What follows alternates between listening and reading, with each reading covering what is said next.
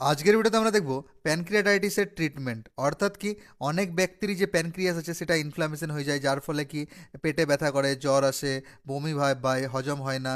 সেই সবেরই যে প্যানক্রিয়াটাইটিস আছে তারই ট্রিটমেন্ট দেখব। তার সাথে সাথে এটা দেখবো যে প্যানক্রিয়াটাইটিসটা কেন হয়, এর লক্ষণ কি আছে, এর ডায়াগনোসিস কি আছে, সমস্ত কোনো কিছু আলোচনা করব। তাই আপনারা ভিডিওটা শেষ পর্যন্ত দেখুন।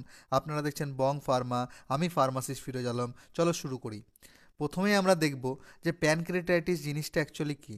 দেখো, মেডিকেল টার্মে আমি বারবার বলে থাকি, যদি কোথাও আইটিআইএস লাগা থাকে, ঠিক আছে, আইটিআইএস যদি কোনো শব্দের পরে লাগা থাকে, তাহলে সেই শব্দটার আগে যে জিনিসটা আছে বা যে অর্গানটা আছে সেখানে ইনফ্লামেশন হয়ে যাওয়া, ঠিক আছে, যেরকম টনসিলাইটিস, ঠিক আছে। তো এখানে যেরকম লেখা আছে আমাদের প্যানক্রিয়াটাইটিস, তার মানে প্যানক্রিয়াসে ইনফ্লামেশন হয়ে যাবে, ঠিক আছে। আইটিআইএস কথার মানে হচ্ছে ইনফ্লামেশন। তো pancreatitis is a inflammation of your pancreas. Pancreas যদি ইনফ্লামেশন হয়ে যায়, আমাদের একটা অর্গ্যান থাকে, মানে গ্রন্থি থাকে, যেরকম আমাদের থাইরয়েড গ্রন্থি থেকে হরমোন রিলিজ হয়, পিটুইটারি গ্রন্থি থেকে হয়, সেরকম আমাদের কি স্টমাকের পিছন দিকে একটা গ্রন্থি থাকে, যেটার নাম হচ্ছে কি প্যানক্রিয়াস। প্যানক্রিয়াস থেকে আমরা জানি প্যানক্রিয়াসের সেল আছে, ঠিক আছে, আলফা সেল থেকে গ্লুকাগন রিলিজ হয়, বিটা সেল থেকে আমাদের ইনসুলিন রিলিজ হয়, ঠিক আছে। এরকম এই প্যানক্রিয়াসে কোনো ধরনের ইনফেকশন হওয়ার পরে বা বেশি অ্যালকোহল খাওয়ার ফলে যদি এই প্যানক্রিয়াসে কোনো ধরনের ইনফ্লামেশন হয়ে যায়, সেই কন্ডিশনটাকে আমরা মেডিকেল টার্মে প্যানক্রিয়াটাইটিস বলি। এরপর আমরা দেখব যে প্যানক্রিয়াটাইটিস কত ধরনের হয়, types of pancreatitis. Pancreatitis mainly কি ধরনের হয়, টু টাইপসের হয়। একটা হচ্ছে অ্যাকিউট প্যানক্রিয়াটাইটিস আর একটা হচ্ছে ক্রনিক প্যানক্রিয়াটাইটিস। অ্যাকিউট মানে হচ্ছে কি হুইচ ডেভেলপ সাডেনলি, যেটা হঠাৎ করে হয়ে যায়, আজকে হলো কালকে হলো, 2-4 দিন পরে ওষুধ খেলাম ভালো হয়ে গেল, সেটাকে বলে অ্যাকিউট। ক্রনিক কি, যেটা লং লাস্টিং বা লং টার্ম চলবে, which is long term inflammation, যেটা কি বছরের পর বছর, মাস, 6 মাস, 8 মাস, 10 মাস বা 1 বছর 2 বছর ধরে চলেই আছে, সেটাকে বলে কি ক্রনিক। মানে আমাদের মুদ্রা কথা হচ্ছে প্যানক্রিয়াটাইটিস দু ধরনের, একটা হচ্ছে অ্যাকিউট, যেটা তৎক্ষণাৎ বা সাডেনলি হঠাৎ হলো, আর যেটা কি ইনফ্লামেশনটা থেকেই গেছে, 8 মাস, 10 মাস, 1 বছর 2 বছর থেকে গেছে, সেটাকে আমরা বলি ক্রনিক প্যানক্রিয়াটাইটিস।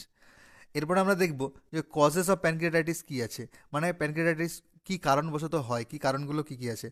মেন কারণ যেগুলো জন্য হয়ে থাকে সেগুলো হচ্ছে কি এক্সেসিভ অ্যালকোহল কনজামশন, যদি কোনো ব্যক্তি প্রচুর পরিমাণে মদ জাতীয় জিনিস বেশি খায়, মদ দারু বেশি খায়, তাহলে সেক্ষেত্রে হতে পারে। গ্যাল স্টোন, যদি কারো গোল ব্লাডারের পাথর হয়ে থাকে তাহলে সেক্ষেত্রে হওয়ার সম্ভাবনা থাকে। সিস্টাইটিক ফিব্রোসিস যদি কারো থাকে তাহলে সেক্ষেত্রে হতে পারে। প্যানক্রিয়াটিক ক্যান্সার যদি কারো থাকে তাহলে সেক্ষেত্রে হতে পারে। স্মোকিং যদি কোনো ব্যক্তির প্রচুর থাকে, যে স্মোকিং করছে, তাহলে সেক্ষেত্রে হতে পারে। ফ্যামিলি হিস্ট্রি মানে হচ্ছে যে বংশ পরম্পরায়, ঠিক আছে, দাদু থেকে বাবা, বাবা থেকে ছেলের আসতে পারে, ঠিক আছে। কিছু মেডিসিনের সাইড ইফেক্ট আছে, জেনেটিক তো বললাম, ঠিক আছে। হাইপার ট্রাই গ্লাইসেডিমি গ্লাইসেরিডেমিয়া, ঠিক আছে, অথবা হাইপার ক্যালেমিয়া, এই কোনো কারণ হতে পারে। ব্যাকটেরিয়াল বা ভাইরাল বা প্যারাসাইটিক ইনফেকশনের জন্য হতে থাকে। গ্যালস্টোন তো বললাম। ইনজুরি আর টু প্যানক্রিয়াস, মানে প্যানক্রিয়াসে কোনো ধরনের আঘাত, ট্রমা বা ইনজুরি হয়ে গেলে সেক্ষেত্রে হয়ে থাকে। এরপর আমরা দেখবো যে সাইন অ্যান্ড সিমটম কী কী আছে প্যানক্রিয়াটিসের। তো প্রথমে যেগুলো সিমটম দেখা দেয় সেগুলো হচ্ছে কি, যেগুলো হচ্ছে অ্যাবডোমিনাল পেন আর ডিসকমফর্ট, পেট ব্যথা করবে, ডিসকমফর্ট হবে, ফিভার আসবে, হালকা গ্রেডে, লো গ্রেডে বা ঠান্ডা লাগবে, নজিয়া ভমিটিং হবে, বমি বমি ভাব হবে, বমি হবে, ঠিক আছে। টায়ার্ডনেস আর স্লোয়িং অফ দ্য অ্যাবডোমিনালটা ফুলে যাবে এবং কি টেন্ডারনেস দেখা দেবে, ঠিক আছে।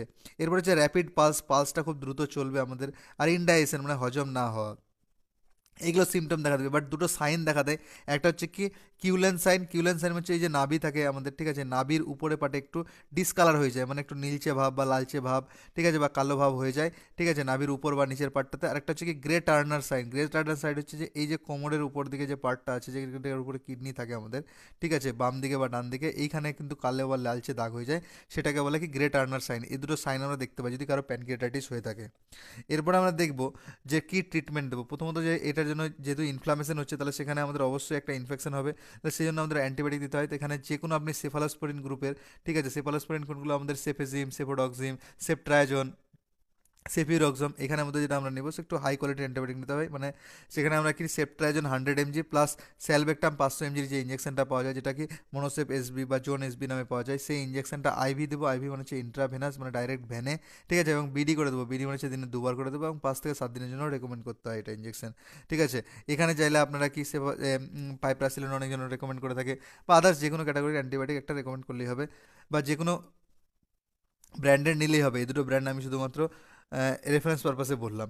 এরপরে যদি ফিভার আসে পেশেন্টকে, তাহলে অবশ্যই কি ফিভারের জন্য, ফিভার কমানোর জন্য প্যারাসিটামল নিতে হবে। প্যারাসিটামল 650 mg অ্যাডাল্ট ডোজ, বা চাইলে 500 mg, ঠিক আছে, যেটা বাজারে ডোলো 650, পাইরেসিক 650, ক্যালপল 650, প্যাসিমল 650, P 650, এসব নামে পেয়ে যাবে, বা জেনেটিকও পারলে ইউজ করতে পারবে। এটা কি এসওএস দিতে পারি, মানে যখন প্রয়োজন তখন, যখন আসছে আমাদের ফিভার তখন দেবো, হ্যাঁ, যদি প্রয়োজন না থাকে তাহলে দেবো না।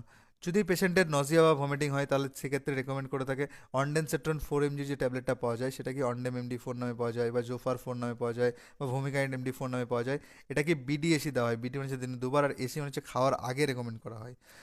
এরপরে পেশেন্টকে রেকমেন্ড করা হয় একটা প্রোটন পাম্প ইনহিবিটার অর্থাৎ পিপিআই, যেটা আমরা অ্যান্টাসিড নামে জানি, মানে গ্যাসের ওষুধ নামে জানি।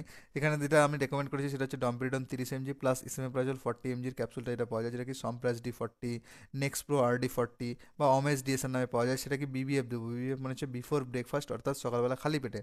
তো এখানে আপনারা চাইলে নিজেদের সুবিধা মতো domperidone plus rabeprazole, domperidone plus pantoprazole মানে প্যান্ডি, ঠিক আছে, rabeprazole plus omeprazole plus domperidone যেগুলো পাওয়া যায় আপনারা যে কোনো নিজেদের সুবিধা মতো ব্যবহার করতে পারেন, পিপিআই গ্রুপের যে কোনো ড্রাগ।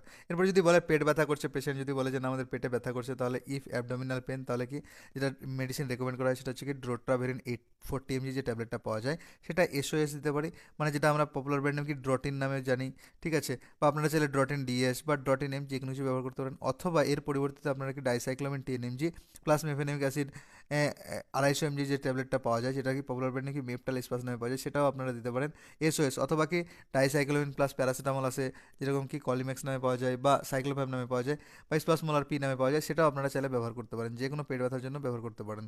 বা যদি এরকম না থাকে তাহলে আপনারা কি ডাইক্লোফেনাক প্লাস প্যারাসিটামল বা অ্যাসিক্লোফেনাক প্লাস প্যারাসিটামল ব্যবহার করতে পারেন।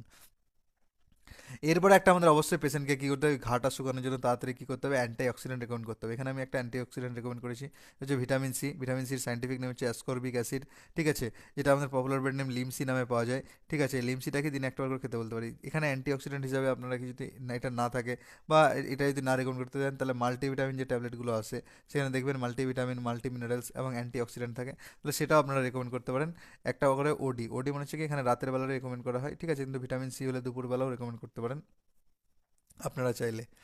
এরপরে আমরা দেখব যদি কোনো গ্যাস্ট্রোলজি পেশেন্টের কাছে যদি কোনো প্যানক্রিয়াটাইটিস নিয়ে কোনো ব্যক্তির সমস্যা নিতেন, তাহলে তার প্রেসক্রিপশনে কী কী ওষুধ লেখা থাকতো।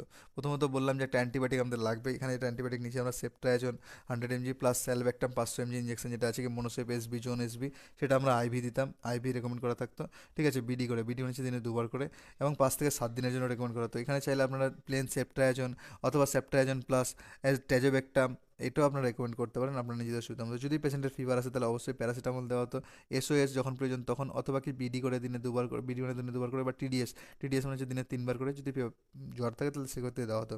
যদি পেশেন্টের বমি বমি ভাব পায় বা বমি হয় তাহলে কি আমরা অর্ডিন্যান্সেট্রন রেকমেন্ড করতে বা ডক্টর অর্ডিন্যান্সেট্রন লিখতে অবশ্যই, এটা বিডি এসি করে দিত, ঠিক আছে, বিডি মানে দিনে দুবার, এসি মানে হচ্ছে কি খাওয়ার আগে। এরপরে একটা পিপিআই বা গ্যাসের ওষুধ অবশ্যই রেকমেন্ড করা হতো, সেটা হচ্ছে কি domperidone 30 mg plus esomeprazole 40 mg যে ক্যাপসুলটা আছে, এটা কি সম্প্রাস D40 নামে বললাম, নেক্সট প্রো RD40 নামে, সেটা কি বিবিএফ রেকমেন্ড করা হতো, অর্থাৎ বিফোর ব্রেকফাস্ট, মানে কি সকালবেলা খালি পেটে। এরপরে যদি পেশেন্টের যদি বলে যে না আমার অ্যাবডোমিনাল পেন করছে, ব্যথা করছে, তাহলে সেক্ষেত্রে কি ডোট্রাভেরিন 40 mg ট্যাবলেটটা মানে ড্রোটিন ট্যাবলেটটা রেকমেন্ড করা হতো এসওএস, মানে যখন প্রয়োজন তখন। আর একটা অ্যান্টি অক্সিডেন্ট আমরা অবশ্যই রেকমেন্ড রাখতাম, সেটা হচ্ছে ভিটামিন সি, যেটাকে আমরা সাইন্টিফিকলি অ্যাসকর্বিক অ্যাসিড বলি, সেই ট্যাবলেটটা ওডি করে দিতাম। আর এই ভিটামিন সির পরিবর্তে আপনারা চাইলে মাল্টিভিটামিন ক্যাপসুল বা মাল্টিভিটামিন সিরাপ যে কোনো কিছু আপনারা রেকমেন্ড করতে পারতেন, ঠিক আছে। এই ছিল প্যানক্রিয়াটাইটিসের একটা বেসিক আলোচনা। আমি বারবার বলে থাকি আমার এই ভিডিওগুলো শুধুমাত্র ইনফরমেশন এবং নলেজ পারপাসের জন্য, আমার এই ভিডিওগুলো শুধুমাত্র মেডিকেল ফিল্ডের লোকদের জন্য। আমার এই ভিডিও থেকে কেউ কোনো সেলফ মেডিকেশন করতে যাবেন না, সর্বদাই ডাক্তার এবং ফার্মাসিস্টের পরামর্শতেই ওষুধ খাবেন, ঠিক আছে, ওষুধ নেওয়া উচিত।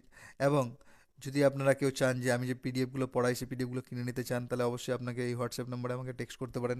হ্যাঁ, তবে অবশ্যই এই পিডিএফগুলো শুধুমাত্র পেড ভার্সানে, মানে আপনাকে নিতে হলে টাকা পেমেন্ট করে নিতে হবে। যদি কেউ ইন্টারেস্টেড থাকে তখনই আপনি এই হোয়াটসঅ্যাপ নম্বরে পেন করবেন। যদি কেউ আমাদের অনলাইন ক্লাস জয়েন করতে চান, মানে এই জিনিসগুলো আমরা আরও ডেপথে ভালোভাবে অনলাইনে আলোচনা করি, যেগুলো এখানে ইউটিউবে বলা সম্ভব হয় না, তাহলে সেক্ষেত্রেও আপনি এটা এই হোয়াটসঅ্যাপ নম্বরে করেন। বা এছাড়াও যদি আপনার কোনো সমস্যা মনে হয় মেডিকেল রিলেটেড কোনো কিছু, তাহলে আপনি এই হোয়াটসঅ্যাপ নম্বরে আপনি আমার সাথে যোগাযোগ করতে পারেন, ঠিক আছে।